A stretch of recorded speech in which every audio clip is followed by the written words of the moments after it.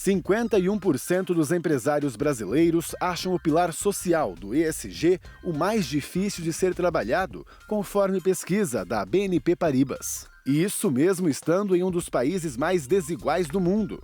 É alarmante.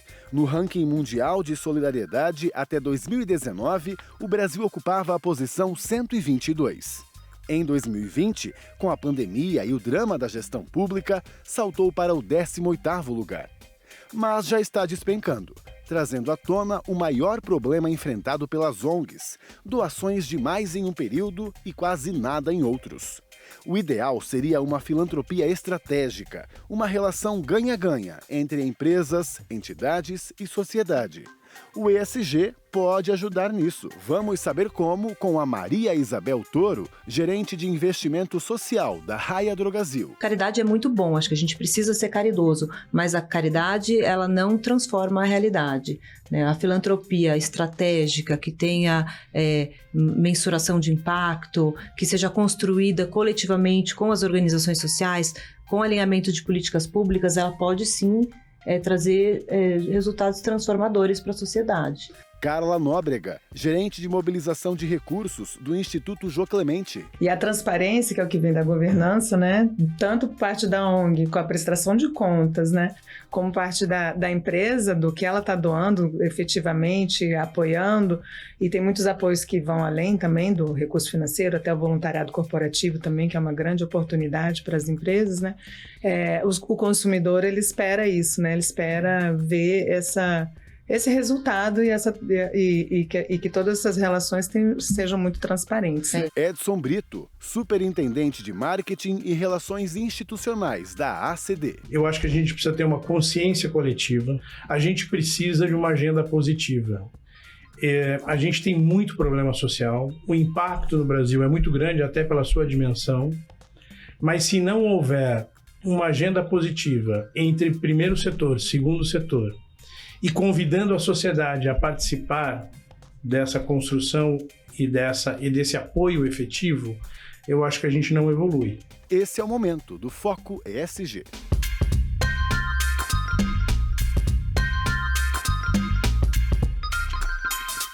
Oi, que bom que você está aqui com a gente hoje com um dos temas mais importantes para o ESG no Brasil, de volta, que é o pilar S. Até dizem, né, que o ESG, a brasileira, tem o S bem maior do que o E e o G. E eu tô aqui com grandes especialistas, viu? Vamos dar boas-vindas a Maria Isabel. Obrigada, Pablo. Um prazer estar aqui em nome da Raia Drogasil. Que bom que você veio. Obrigada. Carla, bem-vinda. Boa noite, muito obrigada pelo convite. Estou aqui em nome do Instituto Jô Clemente. E obrigado, Edson. Obrigado você, Pablo, pelo convite. Em nome de todos da ACD lá, é uma honra participar aqui com vocês desse debate. Vamos começar então falando desse Brasil, que inclusive muita gente fala que é um país muito caridoso. E né? Até por a gente ser muito religioso, tem uma certa relação aí, né? Mas será que realmente ele ajuda efetivamente, né? Não só falando de pessoa física, claro, já que estamos falando de ESG, né? Mas de empresas também. A gente tem realmente um costume social, Edson? Pablo, eu acho que, historicamente falando, o Brasil ele é um país solidário. A gente consegue ver isso principalmente em situações de catástrofes. Ainda não temos uma cultura recorrente da doação. Então, o Brasil ainda depende de campanhas, como o Mac Dia Feliz, como o Teleton, como Criança Esperança, para poder arrecadar e ter um impacto efetivo na ponta. Então, eu acho que ainda nós precisamos aprimorar, que já está sendo feito com várias campanhas, mas a pessoa física entender que o pouco que ela doa de forma recorrente tem um impacto muito importante nas instituições. E a pessoa jurídica entender que fazer uma grande doação de uma vez só, para às vezes criar um buzz, como se fala na publicidade, nem para ela mesma adianta tanto, né, Carla? O bom seria se ela tivesse um compromisso. Hoje em dia a gente fala bastante na filantropia estratégica, né? As empresas terem definidos os seus objetivos filantrópicos e apoiar as organizações, né? Com foco no impacto social que aquelas doações estão realizando. A gente vê muitas, como o Edson estava falando, né? A gente tem os movimentos de doação numa pandemia, por exemplo, num desastre ambiental, como teve as inundações aqui em São Paulo no litoral no início do ano, onde chegam itens, chega água, chegam comida, cobertores, que é importante também, mas é importante que as empresas e as pessoas físicas entendam que as organizações sociais precisam também de recursos financeiros para poder apoiar onde se mais precisa, né? Então, às vezes, as doações em itens são até problemáticas, assim, porque não tem estoque para fazer chegar ou desaquecer a economia do local, né? Então, assim, a gente tem que ainda que ter uma oportunidade bem grande aí de crescimento da consciência da filantropia estratégica de recursos financeiros para as doações. Quando a filantropia não é estratégica, né, Carla, ela pode ter uma quedinha ali para um social watching. Não tem o greenwashing, que é quem faz um programa ambiental que não é lá bem ambiental. O social também pode ser assim. É quando uma empresa vai lá e doa milhões para depois fazer uma propaganda que valem mais milhões ainda sobre ela mesma. E às vezes não acaba ajudando realmente a instituição, Edson? Eu acho que a gente estava discutindo um pouquinho antes aqui, nós temos muitos problemas sociais. E a gente precisa entender, a sociedade como um todo precisa entender que a mobilização ela é muito maior, a possibilidade de impacto do todo ela é muito maior que da parte, que é isso que você está dizendo. Então eu acho que ainda a gente precisa ir construindo essa cultura para a gente passar da fase da campanha, que ela é importante, mas a gente precisa passar da fase da campanha para a fase da cultura. Aqui a gente tem um case diferenciado, então a gente quer até saber como é que vocês perceberam que uma filantropia feita com compromisso, né? Aliás, vocês fazem há décadas, né? Ela pode também gerar um impacto positivo dentro da própria organização. Eu acho que até eu queria também voltar um pouco nessa questão do brasileiro ser solidário. Eu não tenho essa percepção do brasileiro ser solidário, né? Eu acho que o brasileiro, realmente, assim como eles falaram, a gente é um povo muito solidário num momento de catástrofe, mas no dia a dia o brasileiro não tem o hábito da cultura de doação. Inclusive, a gente vê nessas catástrofes, a gente tem bastante participação nisso também, a gente apoia bastante as comunidades nos momentos de catástrofe, e a gente vê um excesso de doações. E eu pergunto agora, no litoral de São Paulo, quem está lá? Quem está olhando para a reconstrução das casas, para a reconstrução daquelas famílias? Então, a gente acaba ficando muito no momento do holofote e sai quando as luzes se apagam e a comunidade fica de mãos vazias. Então, acho que a gente precisa muito trabalhar uma filantropia mais estratégica. Então, a RD ela é a fusão da Rea Drogasil que aconteceu em 2011. Então, como RD mesmo, a gente está junto há 13 anos, ali, a empresa.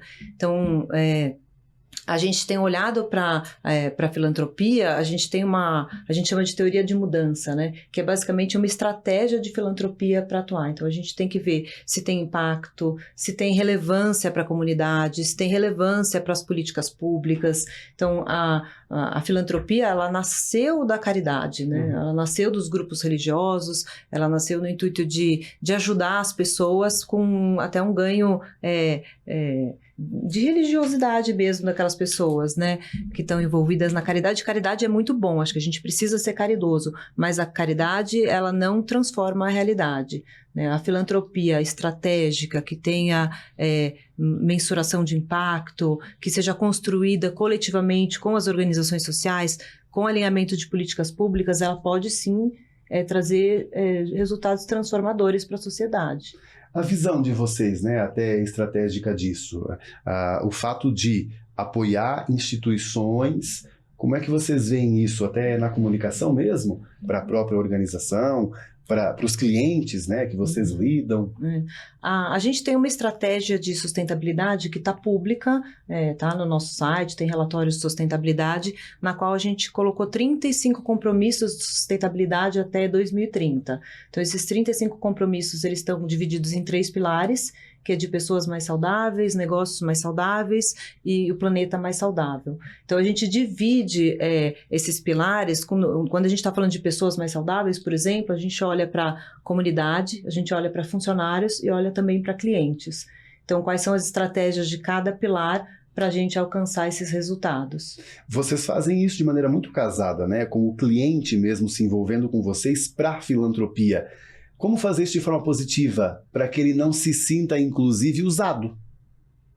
O cliente, ele é um grande parceiro nosso na filantropia. Eu acho que uma das coisas que a gente precisa deixar muito claro quando a gente traz os dados é o que é doação da empresa e o que é doação do cliente e o que é doação via incentivos fiscais, né? Então, a doação da empresa é 1% do lucro líquido todos os anos que a gente doa, esse é capital que sai do bolso da empresa. A gente tem uma grande parcela de doação que é feita pelo cliente, que o cliente confia na nossa marca, ele confia na bandeira Raia, na bandeira Drogasil, ele vai lá e faz uma doação ou em dinheiro ou comprando um produto social que a gente está na farmácia e a gente repassa esse valor integralmente para iniciativas sociais. Então, acho que tem uma coisa muito de confiança do cliente também, que a gente está trabalhando com o recurso dele, é muito importante a gente fazer isso. Então, doando o troco solidário ali no nosso caixa, em dinheiro, esse dinheiro vai integralmente para a ACD e a gente presta as contas no nosso site e no próprio Teleton. A gente sempre deixa muito claro que essa doação do Teleton que a gente faz é em nome dos clientes. Certo. Conta pra gente, Edson, então, até essa separação sua, né, do quanto que vocês recebem da renúncia fiscal, o quanto se tem de recursos que vêm, não sei, diariamente, mensalmente, né, o quanto vem de campanhas e o quanto que essa filantropia, né, estratégica, ela tem um peso, né, para vocês manterem a instituição. Então, é até importante esse assunto pelo seguinte, a gente tem um programa consolidado que é o Teleton, que existe há 25 anos, esse ano vai completar 26 anos, e o Teleton ele tem sempre uma meta financeira, porque a gente transforma esse dinheiro em atendimento. Então, o que é importante as pessoas saberem? Hoje existe um déficit financeiro entre eu atendo 70% ou 80% de pacientes SUS, e existe um gap entre o que eu tenho de custo e o que o SUS me repassa. O orçamento da ACD para as suas 8 unidades anualmente está na casa de 450 milhões. Só para fazer um arredondamento aqui de troco.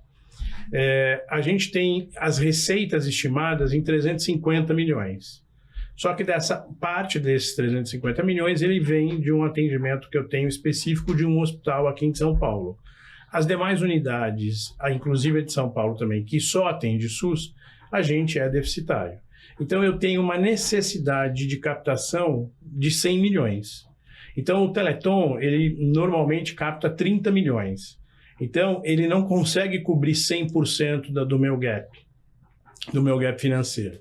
Então, o próprio Teleton, ele é um programa super importante porque, ao longo desses 25 anos, ele não teve só um papel de captação de dinheiros, teve um advocacy muito grande. A gente conseguiu trazer para a pauta das pessoas, as pessoas entenderem as dificuldades, os desafios da pessoa com deficiência e o trabalho que a ACD faz. Então, hoje, um paciente, quando está na ACD, ele faz, em média, de 4 a 6 sessões de fisioterapia por semana. Então, tudo isso a gente traz ao Teleton, mostra no Teleton, e como a Abel disse, nós temos uma parceria com a Drogasil, e essa prestação de conta, acredito que o consumidor final da Drogasil também tem a credibilidade na ACD, porque a gente consegue mostrar o trabalho que a gente faz, o impacto social que a gente acaba causando na vida das pessoas com deficiência física. Certo. Vamos ouvir também da Carla, né, o peso que tem essa filantropia estratégica para o Instituto Jô Clemente? O Instituto Jô Clemente é uma organização que trabalha também com a causa da deficiência intelectual. A gente tem os mesmos desafios, né, da tabela do SUS, que está defasada há muitos anos, então a gente tem que captar para os projetos que faltam recursos, né? E a gente tem sentido cada vez mais a importância de ter parceiros da área de ESG, que são as empresas, que realmente elas estão incorporando o S dentro do seu DNA, né? Eu acredito que a parceria da organização social com a empresa, ela pode ir além, né, da doação de recursos. No nosso caso específico, por exemplo, a gente tem um projeto de inclusão profissional, de pessoas com deficiência intelectual. Então, assim, nós estamos entrando com as parcerias com as empresas que nos fazem doação de recursos para projetos diretos ou projetos incentivados com renúncia fiscal. E, além disso, também eles são como consumidores de serviços que a gente também oferece, né? Conversando com as empresas, eu vejo que cada vez mais o interesse, o S, ele vai dentro, ele está sendo incorporado nas várias instâncias da organização, né? Seja no RH, seja no entorno comunitário, né? E, ao mesmo tempo, também eu sinto muito mais interesse das empresas em estar vendo o impacto na ponta, olhar relatórios, discutir indicadores, porque antigamente, eu já sou captadora de recursos há mais de 20 anos, né? Antigamente não existia essa preocupação. Era uma coisa muito mais, assim, até de marketing, de publicidade, você fechava as doações no departamento de marketing. Agora não. Agora dificultou, assim, no sentido de que as exigências são maiores para você conseguir uma doação de uma empresa, né? E isso pode ser um desafio para organizações pequenas, menores, que ainda não têm essa área de indicadores tão bem desenvolvida, ou mesmo de elaboração de projetos, né? Ou de conseguir entrar em editais, né? Então, ao mesmo tempo que o S cria muitas oportunidades, também cria algumas barreiras, dependendo das organizações, que elas precisam começar a se profissionalizar. Ia fazer uma pergunta mais ou menos a ver com isso para a Maria Isabel, e até foi legal. Eu sempre tenho uns ganchos que já vêm combinados com o que eu estou pensando em conversar. Isso é incrível. Maria Isabel, porque antes já se ganhava como imagem positiva ter a filantropia estratégica. Hoje, com o ESG, ainda mais, porque até o mercado financeiro está olhando, então, se estão fazendo, né? Conta pra gente se vocês reparam diferença nisso, realmente uma valorização melhor do mercado, tal, né? Com indicadores, e até um pouquinho dessa dificuldade que pode existir a partir do ESG. Eu percebo, sim. Tem tido uma cobrança, inclusive, de investidores. Muitos investidores de fora do país, principalmente, com essa cobrança no ESG, então a empresa acaba se mobilizando muito também por isso, mas eu acho que quando é genuíno da empresa, ele funciona, ele flui muito melhor, né? Eu acho que a gente lá, inclusive, chama de investimento social, né? Muitas empresas têm essa área de investimento social privado, que aí o nome por si só já diz, é investimento social. Né? Não é marketing, a gente está investindo numa sociedade melhor. E um pouco do que a Carla comenta também, a gente vê que tem organizações maiores, tem organizações menores, e ambas têm desafios. Eu percebo muito nas organizações menores essa dificuldade de ter essa documentação, porque acho que do lado da empresa a gente tem algumas exigências de compliance, de documentação, mas a empresa também pode flexibilizar isso um pouco. Então a gente tem duas frentes de apoio. A gente apoia instituições grandes e a gente apoia também instituições pequenas, mas junto com o recurso a gente promove o fortalecimento institucional para que ela possa se tornar grande e apoiar um número maior de pessoas. E eu vejo as grandes também com uma dificuldade de uma concorrência, a gente pode dizer assim. Eu percebo que as grandes sentem que eu já sou grande, as pessoas não querem doar, né? A CD não precisa de mim, e precisa muito. E do lado da empresa, eu acho que para a gente ter uma filantropia estratégica, realmente, a gente precisa conversar com essas organizações. O que você precisa? E muitas vezes a gente ouve assim, eu preciso pagar a conta de luz.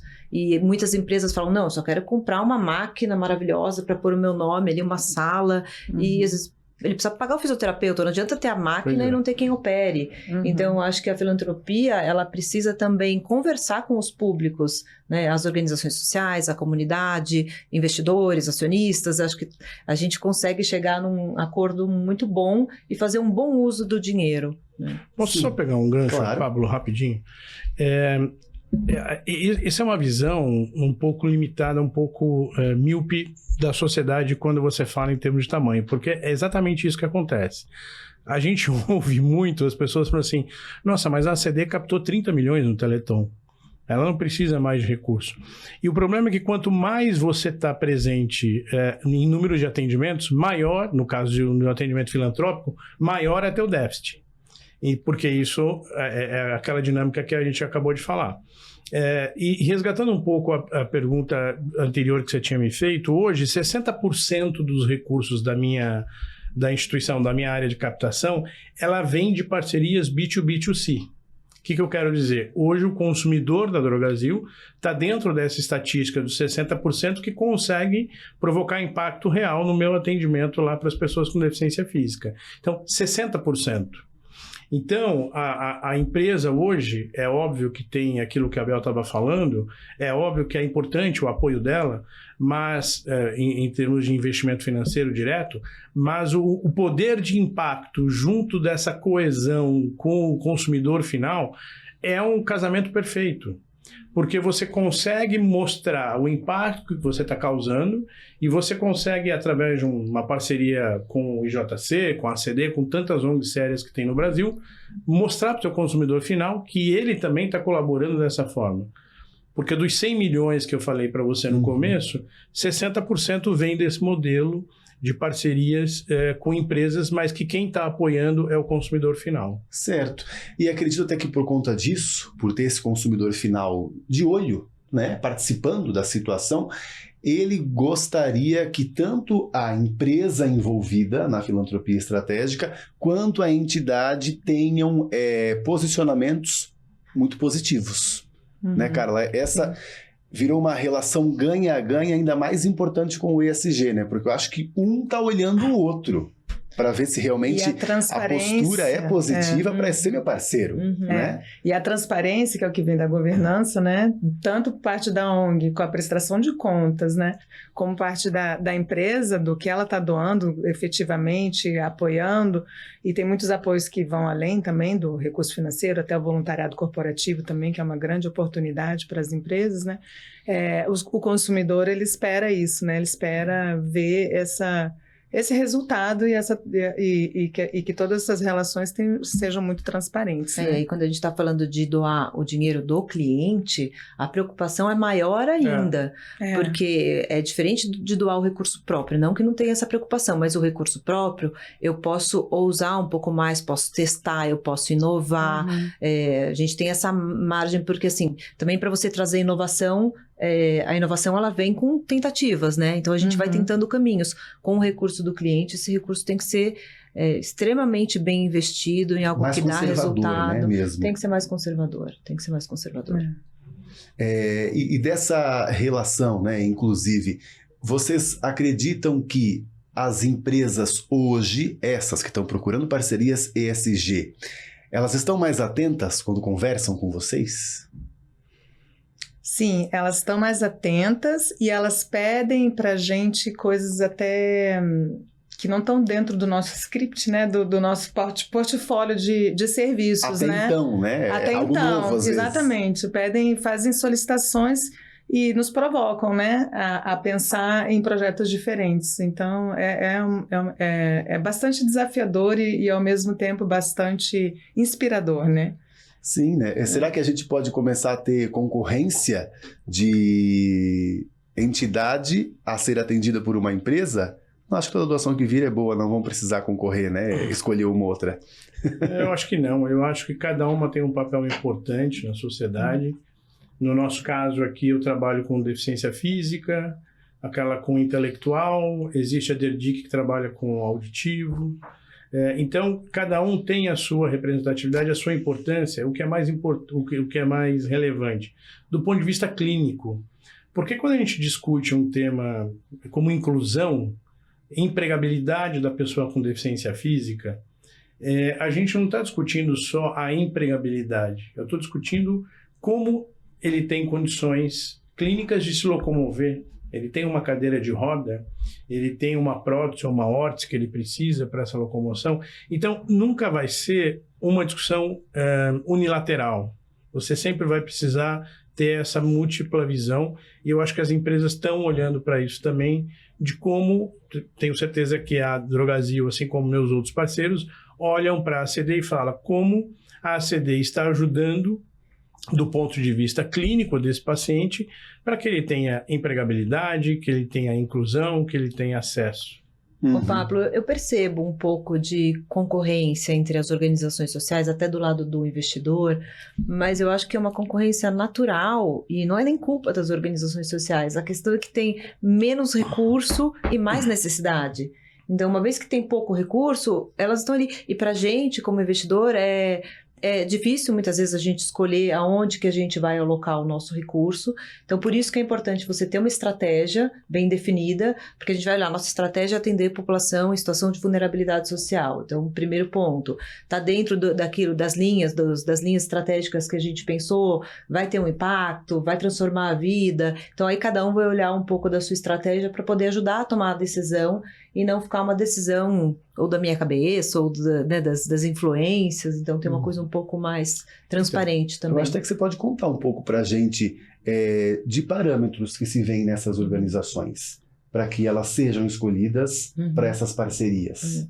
Eu acho que a gente, no caso da Arraial Drogasil, a gente olha primeiro para a população em situação de vulnerabilidade social, é o primeiro ponto que tem que estar sendo atendida essa população.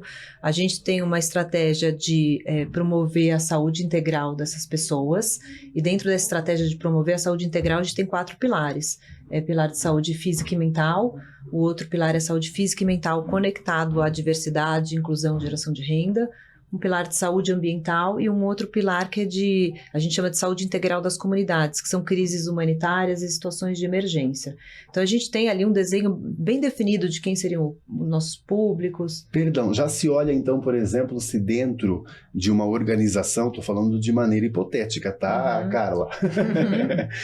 Ela tem um grande trabalho de assistência social e que faz diferença na vida de quem ela atende. Mas ela tem o esgoto jogado no rio. Brincadeira, gente, só pra gente ter um exemplo aqui. Vocês olham isso? A questão da pobreza e da saúde também, ela é multifatorial, né? É impossível ter uma pessoa assim... pobre com deficiência, não é só isso, né? Ela é pobre, ela tem deficiência, ela mora num lugar que não tem esgoto, tem familiar desempregado, tem questões de violência doméstica. Então, assim, muitas das organizações com quais a gente atua têm esse olhar integral para essa saúde. Isso que esse é um dos... E é importante para vocês. Para a gente é muito importante isso. Né? Eu acho que talvez antigamente, quando ainda não era o ESG, acho que essa pode ser uma grande diferença. Não se precisava mesmo olhar para todas as pontas, né? Agora, acho que um e o outro acabam reparando nisso, né, Edson? Até vocês também, quando estão em negociação com o investidor. Se ele tem uma boa doação para fazer para vocês, só que ele está envolvido num caso de corrupção com um governo municipal e tal, tem peso para vocês? Lógico, porque tudo isso faz parte dessa cadeia de ESG que a gente está dizendo. Só para pegar também mais um gancho aqui no que a Abel estava falando, nunca é um problema só. Recentemente saiu a pesquisa do IBGE sobre pessoa com deficiência física, e quando você olha para os vários problemas como empregabilidade e acesso à saúde, ele é multifatorial. Mas voltando aqui ao teu ponto, você começa a ter, até do ponto de vista da própria ONG, que tem que sobreviver.